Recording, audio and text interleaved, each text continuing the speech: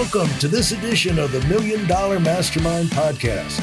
This is where we pick the brains of high achievers from all walks of life and get their hard-earned, real-world insights on winning. I'm your host, Larry Weidel. Well, that's why the daily journaling and manuscripting is so important, because there's only so much you can change or so much you can absorb and process on at any given time. And so doing it, making it an everyday, what I find is that people in their life, they either do something all the time or never. Yes. You know what I'm saying? It's like, if you want to play the guitar, if you're going to be really good, you got to play it every day. It's got to be an everyday type thing.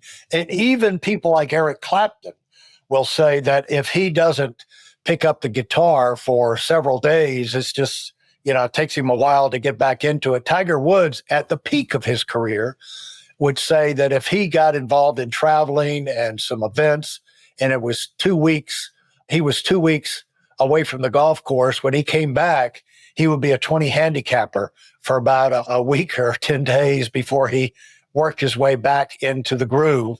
And so whatever you're going to be elite at, you got to do every day. And that's why this falls right in line with that, because you don't expect too much of yourself. You don't expect an overnight change. But I don't know if you've used this, but it's the thing that if you improve 1%, like 1% better every day, it doesn't seem like much, but over a month, a year, it just is astronomical. And people are saying, how did you change? What did you do? Well, you're just doing one extra and it adds up. So as you go, how long have you been doing your podcast? Only a couple months. Just finally launched it. So brand new. What was your thought behind the podcast and how did you put it together? And what's your experience from 2 months in?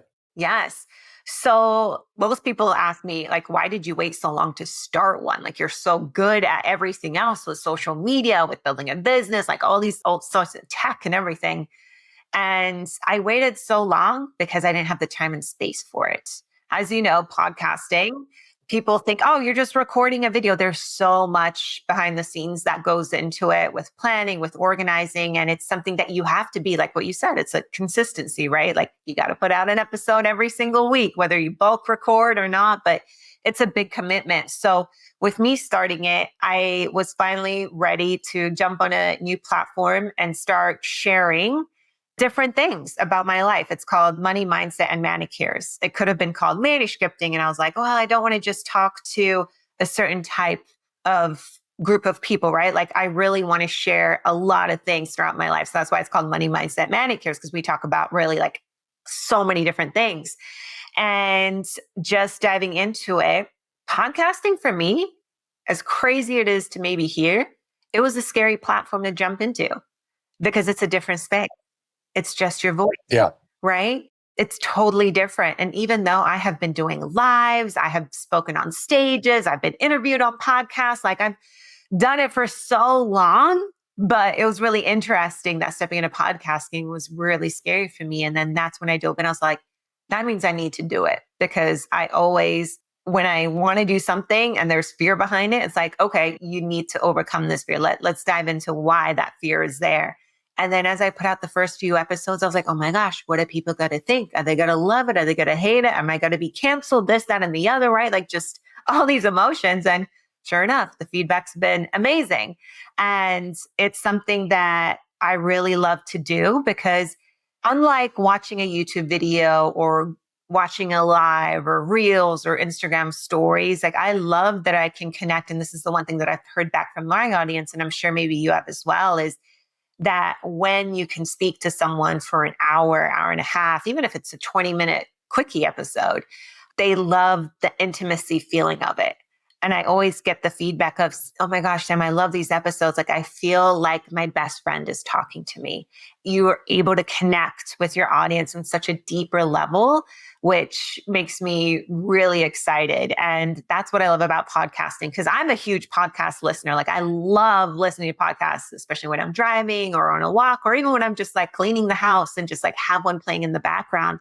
I truly love it. So my inspiration behind it is to create a further impact and help inspire people and teach people, their true purpose and how to go after those things that they want through my episodes.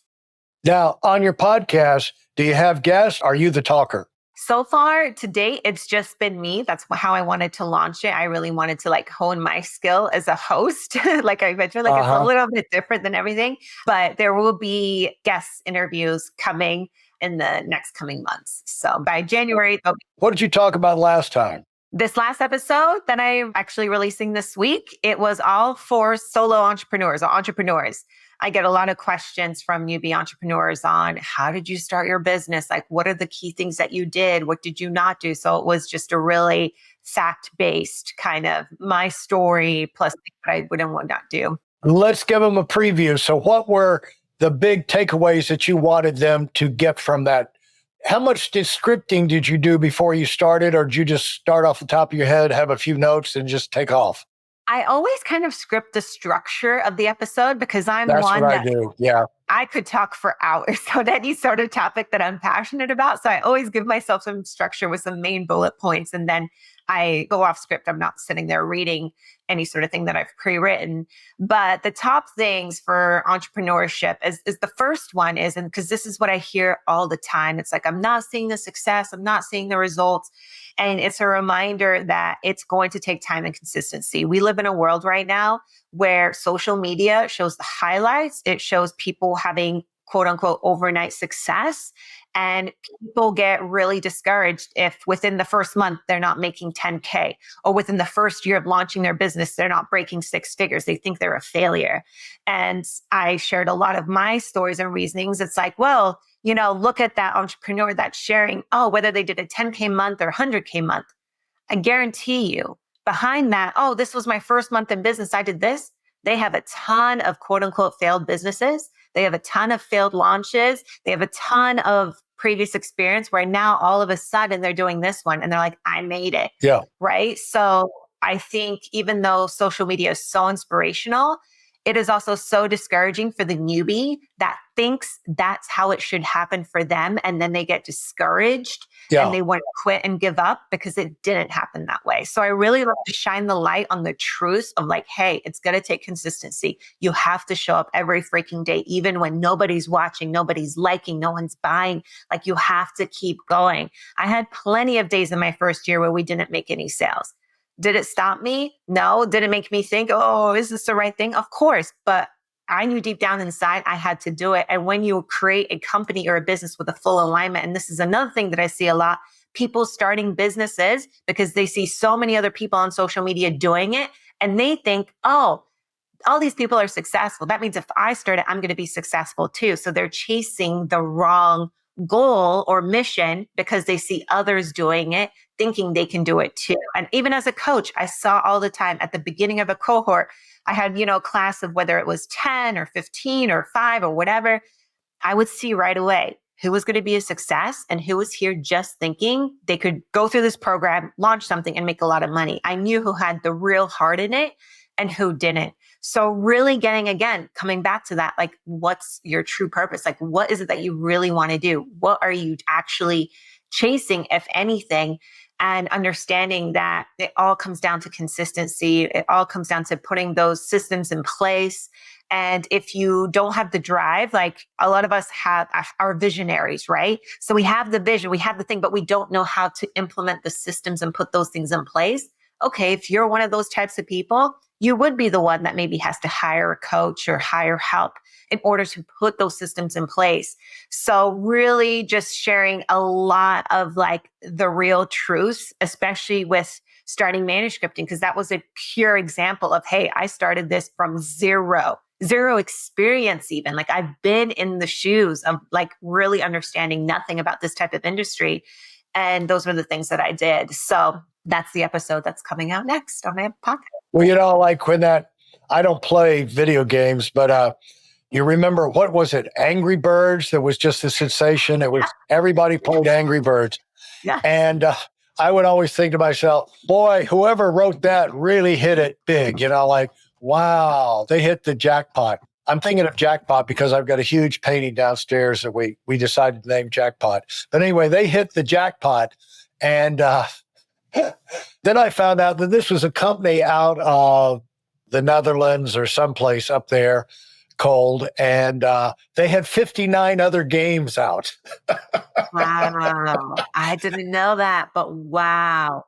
Before Angry Birds hit, so it wasn't like, oh, Bobby and Charlie thought of this great game and they just got lucky. No, Wow. no, they had a big, business coders, 2 or 3 floors of this big building. And they, they hit, but they were good at it. The deal is.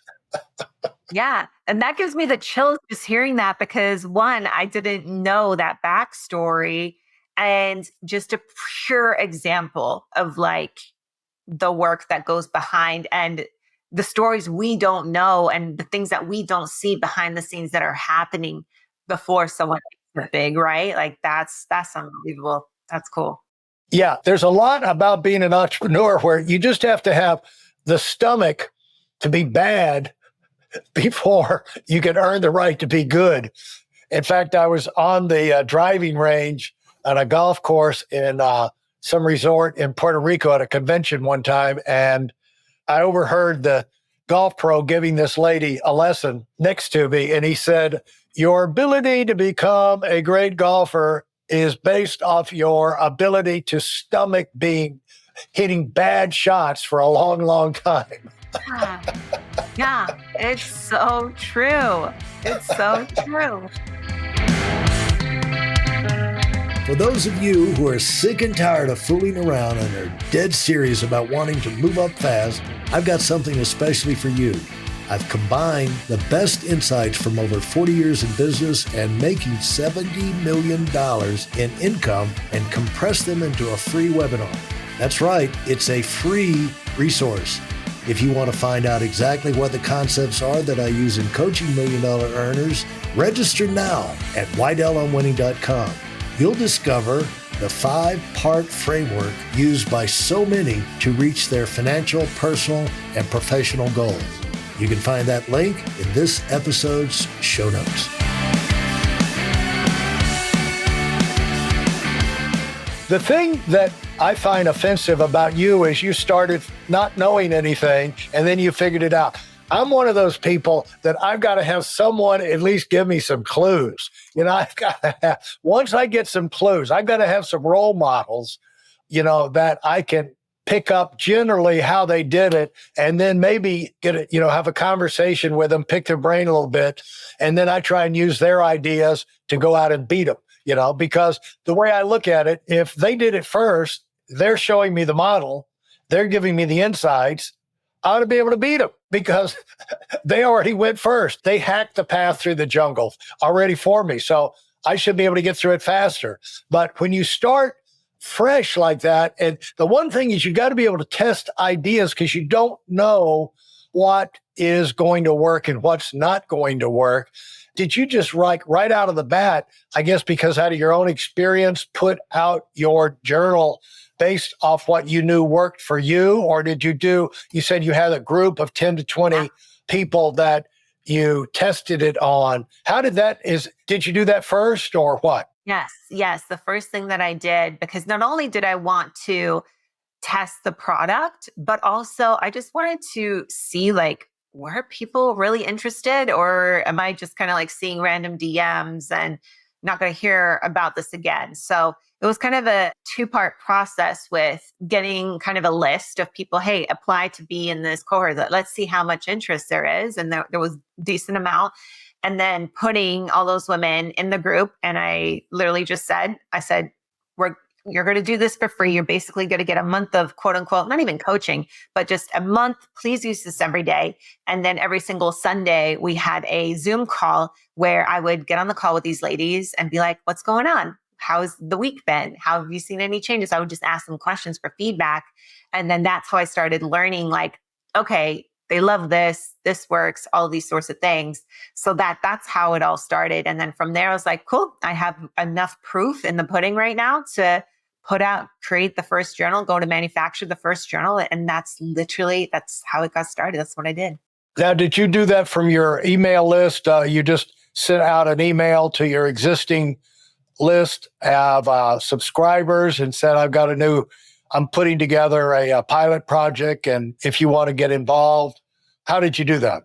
Yeah, actually, I didn't use my email list. I just promoted it on social media because my email list, like that was very specific, right? That was for, even though it was like, I totally could have, but that was like, people wanting to be a business coach and all these sorts of things. And even though this would have been great for them, I had a big following. So my current Instagram is a brand new Instagram account. I had a previous Instagram that had like 60,000 whatever followers. So I just put it out there first, asking everyone, regardless if you were interested in working with me or not, but I put it out there first. And I love how you toss that off. Oh, 60,000 on my Instagram. Yeah, I've got that too. And that's because I'm a former model myself. yes. Well, 60,000 on your Instagram account. And then you just started a whole new one. Yeah. When I started this company, I had made that decision of, you know what? Because that Instagram account, like that was forever, like so old. I'd gone through so many pivots on that account too. And I just made the personal decision of like, you know what? It's time to start fresh. I have evolved. I have grown. People followed me on that account, when I was in the fitness space and, when I was like bikini modeling and that sort of stuff. Like I wanted a fresh start. And I basically just said to that account, hey, if you want to continue with my journey, like come follow me over here. And if not, cool, that's fine. Like goodbye and good luck. How much live speaking have you done? And did you enjoy it? Done quite a bit and I love it. I love it. There's something so magical being in a room with actual like humans right there in front of you to be able to see their expression, see their energy change, like meet them afterwards if possible. But doing live speaking it's one of my favorite things to do. What do you find the main message that you try and you'll go into an event like that? What's the main point that you want them to walk out with when it's over? Because, we're always lucky when we speak, if they remember us at all, or if they remember if they get one main takeaway from everybody they listen to in speaking, that's a lot. And so what do you try and impact people with the most when you're live? Yeah, 99% of the time, it is literally just driving in the point like you are the creator of your reality. You have the power to change it if you don't like it. And listening to your gut and intuition. Like those are the three main points. And like after every single time I speak, it's like, even though to me, these points just seem very, basic, but to a lot of people, it's just like these mind-blowing revelations where it's like, oh yeah. I'm the creator. Like it's super empowering. So just to empower people with knowing and understanding, like you don't have to do what you were told by society, by your parents, by X, Y, and Z, right? Like, no, like you have a purpose on this planet and learn to tap into that and understand that if there's something that you don't like about your life, you can change it. You don't have to be stuck there. And so those three again is that you are the creator of your world. We go through them real quick again. Yeah. You are the creator of your reality. What were the other two? I was lose track. You are the creator of your reality. You do what I do. Forget. Since you're much younger than me, that's very encouraging. Now I'm starting to like you. I've had so many things not to like you for, but now I'm starting to like you. Yeah. So you're the creator of the reality. If you don't like something about your life, like you truly have the power to change it, and then following your gut and intuition. There you go. You remembered it. There we go. It's like a glitched out for a second. You have a few years left before you lose your mind. Good for you. Yes.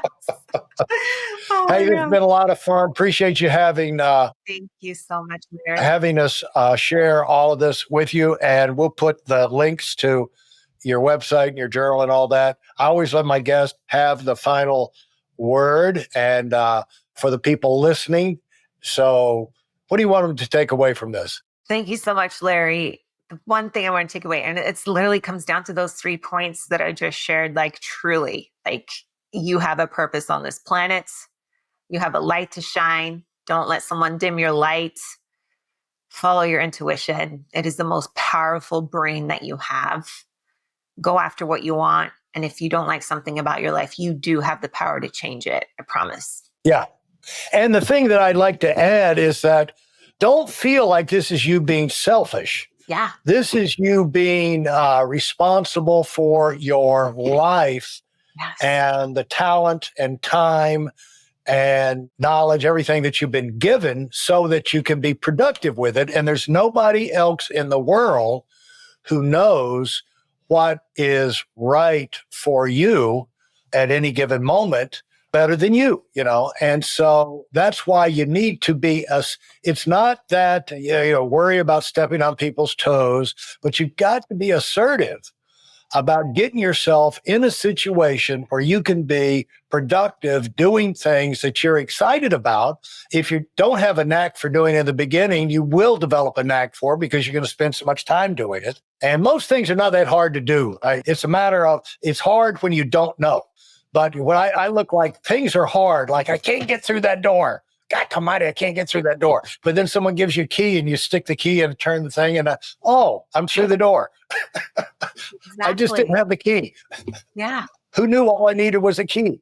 And so that's what hopefully people are going to get from this, some keys that they can use to unlock doors, move forward in their life. It's been a lot of fun, Samantha. When you get sick of Austin now, you guys are going to have to call me and I'll tell you about Florida. Okay. Yes, please do. I will definitely give you a call. All right. Thanks so much. Good luck with your podcast and your journal, your manuscript.